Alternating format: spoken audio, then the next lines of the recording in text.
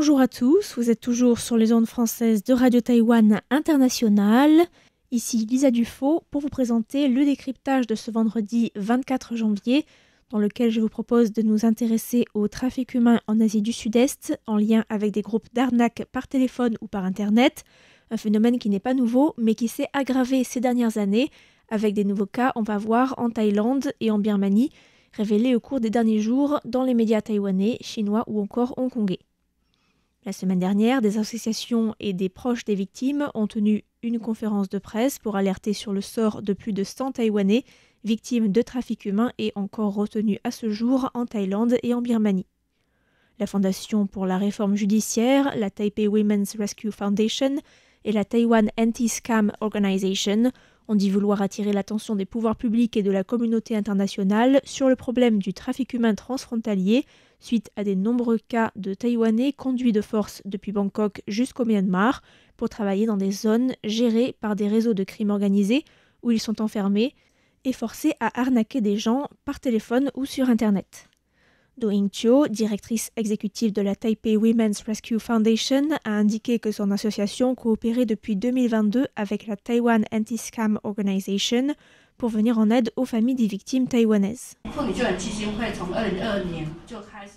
À travers des familles des victimes de ces derniers mois, nous avons identifié un mode opératoire utilisé pour piéger plusieurs victimes. Les Taïwanais sont incités à voyager en Thaïlande avec des amis pour travailler ou pour faire de l'achat groupé. Et à la descente de l'avion à Bangkok, ils sont emmenés dans une zone spéciale où ils sont forcés de travailler dans le commerce des arnaques. Leurs passeports et leurs téléphones sont confisqués et il leur est très difficile de contacter leur famille. Et lorsque les proches s'inquiètent et s'adressent à la police taïwanaise, ils s'aperçoivent que la personne a déjà quitté le territoire thaïlandais. À la fin des années 2010 et jusqu'à la pandémie de Covid-19, des hommes d'affaires, dont de nombreux Chinois, ont investi en Thaïlande, au Cambodge et en Birmanie pour ouvrir, avec l'autorisation des autorités locales, des complexes d'hôtels et de casinos dont les affaires se sont brutalement arrêtées avec la pandémie de Covid-19. Ces zones ont ensuite été converties en parcs à arnaques, avec des réseaux de trafic humain attirant et achetant des personnes pour les forcer à travailler sur place. C'est par exemple le cas de Shwe Koko, qui dans le passé était une sorte de mini Las Vegas birman avant de devenir une plaque tournante du crime organisé, spécialisée dans les arnaques sur Internet et dans la traite des êtres humains. Une situation rendue possible par la situation de guerre civile dans cette région frontalière, isolée, où la junte militaire birmane n'a que très peu de prise. Il y a également au Cambodge, cette fois-ci, le cas du Osmash Resort, dont près de 60 travailleurs indiens et pakistanais se sont récemment enfuis lors d'une évasion spectaculaire. Les cibles de ces arnaques sont surtout des Chinois, mais aussi des personnes sinophones dans d'autres pays, et c'est pourquoi ces réseaux criminels sont à la recherche d'esclaves, car c'est bien le mot qu'il faut employer, qui parlent le mandarin et qui puissent travailler dans cette langue pour ce sordide business. Les associations ont appelé à faire pression sur ces réseaux criminels impliqués pour obtenir la libération sans rançon des personnes victimes de trafic, car un des modes opératoires de ces réseaux consiste à contacter des victimes potentielles via Internet ou les réseaux sociaux, de leur promettre un emploi bien rémunéré en Thaïlande ou éventuellement de participer à un commerce transfrontalier avec Taïwan ou encore le Japon, et de kidnapper la personne une fois que cette dernière est arrivée en Birmanie pour ensuite demander des rançons à sa famille. La victime est conduite dans l'est du pays, près de la frontière birmane, où elle est vendue et transférée dans une zone dédiée aux arnaques de l'autre côté de la frontière. C'est une frontière très poreuse, puisque c'est une simple rivière qui sépare les deux pays, une rivière qui peut aisément être traversée par bateau ou sur un radeau en bambou. La sœur d'un homme retenu au Myanmar depuis janvier 2024 a témoigné la semaine dernière en conférence de presse du cas de son frère, attiré en Thaïlande par un interlocuteur qui affirmait acheter et revendre en gros des amulettes bouddhiques en lui promettant qu'il s'agissait là d'un commerce très lucratif. Mon petit frère ne voulait pas aller en Birmanie. Il a été piégé et n'a pas pu revenir. Et ce depuis l'année dernière. Samy nous a aidés et on se demande comment obtenir l'aide du gouvernement taïwanais.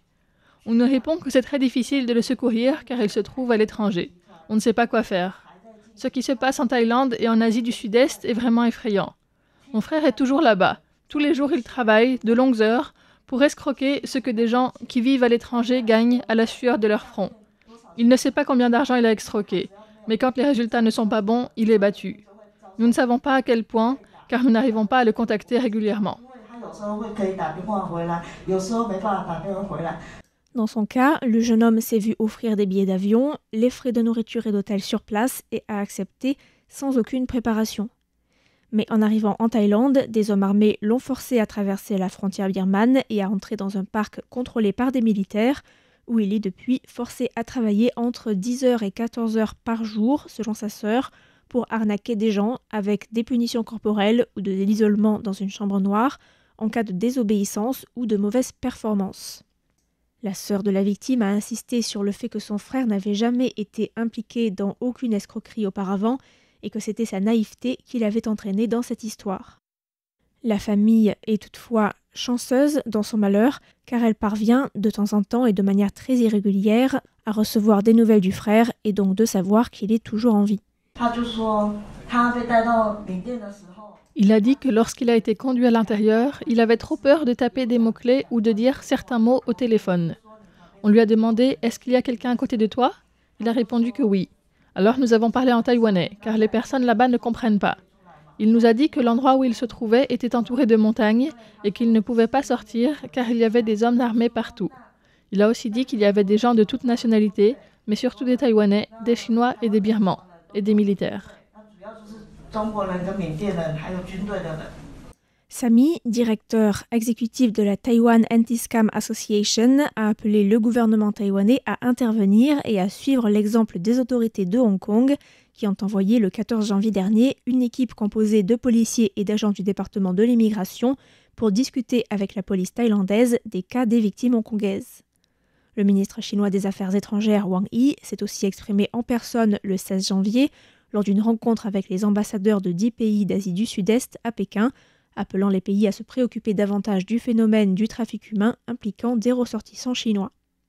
Le même jour, la Karen Border Guard Force a annoncé une opération visant les réseaux d'arnaque après une réunion avec la Democratic Karen Benevolent Army et des hommes d'affaires chinois. Le directeur de la Taiwan Anti-Scam Association a ainsi exhorté le gouvernement à prendre contact avec les forces de l'ordre de l'État Karen en Birmanie et de coopérer avec les gardes-frontières pour libérer les victimes taïwanaises. Ces 2-3 jours, plus de 20 Taïwanais ont été libérés. Nous avons dit le 20 novembre dernier que les médias ont sauvé beaucoup plus de victimes que le gouvernement. C'est la vérité. Pourquoi ? Parce que les criminels ont peur d'être découverts. Car à ce moment précis, la société civile chinoise est en train de boycotter la Thaïlande. Et la Thaïlande est en train de faire pression sur l'État Karen. De manière générale, nous agissons discrètement. Mais cette fois-ci, nous avons vraiment besoin de l'aide des médias taïwanais, car si Taïwan n'exerce pas de pression, à l'avenir, Taïwan risque de devenir la principale cible pour chercher des victimes.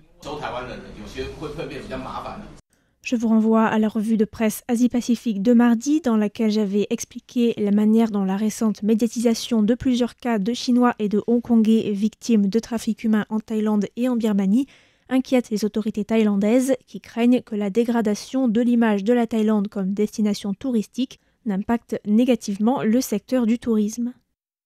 Sami de la Taiwan Anti-Scam Association espère que les pays dont sont originaires la plupart des victimes de ce trafic feront pression sur la Thaïlande pour que les autorités locales agissent de manière conséquente pour mettre fin au phénomène. Lee Ming-ru, vice-directrice de la Fondation pour la réforme judiciaire, a rappelé que l'argent restait le nerf de la guerre et que le gouvernement taïwanais devait investir davantage sur le plan financier pour venir en aide à ses ressortissants. Taïwan peut faire quelque chose. D'abord, le gouvernement peut envoyer du personnel sur place pour se coordonner avec les autorités locales et pour faire en sorte que les Taïwanais quittent les zones dédiées aux arnaques, ce afin de constituer un réseau international pour lutter contre les escroqueries. Tout cela nécessite des investissements, des ressources de la part des autorités. Notre première demande concerne la libération des victimes. Si les familles des victimes déclarent le dossier à la police, qui ensuite informe le ministère des Affaires étrangères, alors le gouvernement doit agir pour assister les familles à obtenir la géolocalisation et à secourir les victimes. La deuxième réclamation concerne le gouvernement thaïlandais. On sait déjà qu'il s'agit d'un réseau d'arnaque international complexe. Le gouvernement thaïlandais devrait être en mesure d'agir en intervenant dans les trafics humains.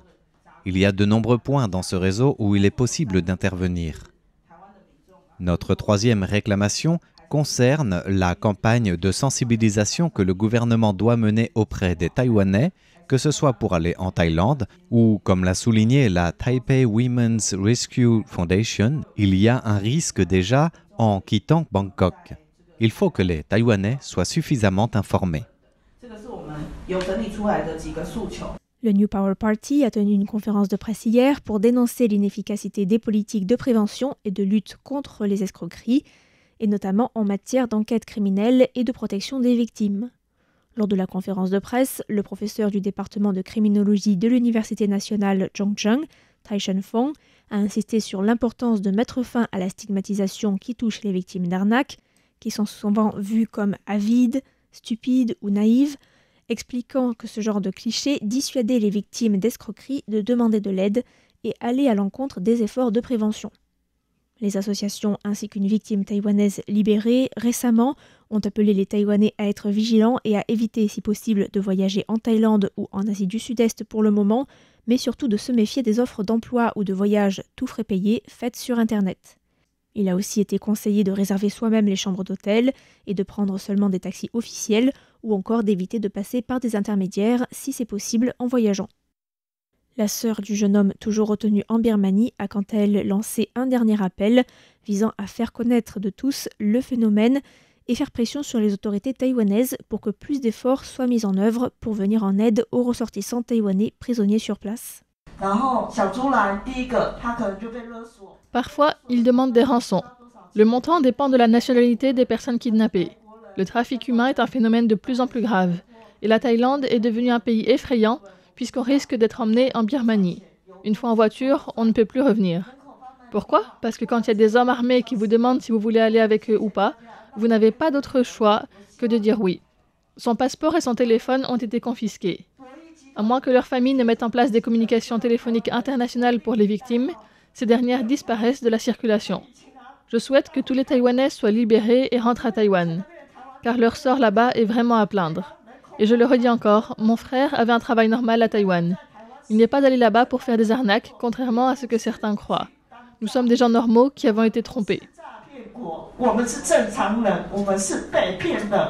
Ainsi s'achève le décryptage de ce vendredi 24 janvier qui vous était présenté par Lisa Dufaux. Merci à tous pour votre écoute et à bientôt sur Radio Taïwan International.